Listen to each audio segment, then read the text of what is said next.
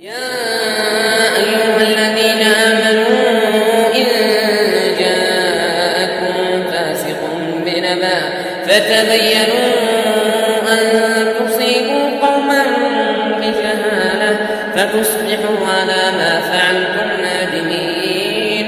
واعلموا أن فيكم رسول الله لو يطيعكم في كثير من الأمر لعنتم ولكن الله حبب إليكم الإيمان وزينه في قلوبكم وكره إليكم الكفر والفسوق والعصيان أولئك هم الراشدون فضلا من الله ونعمة والله عليم حكيم.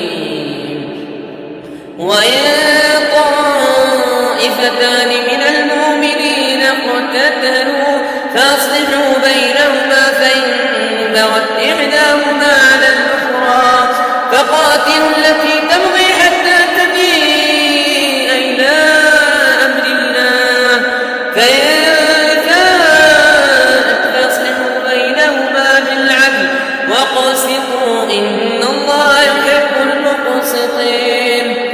إنما المؤمنون إخوة فأصلحوا بين أخويكم واتقوا الله لعلكم ترحمون.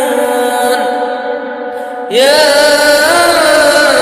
أيها الذين آمنوا لا يسخر قوم من قوم عسى أن يكونوا خيرا منهم ولا نساء من نساء عسى أن يكن خيرا منهم ولا تلمزوا أنفسكم ولا تنابزوا بالألقاب بئس اسم الفسوق بعد الإيمان ومن لم يتب فأولئك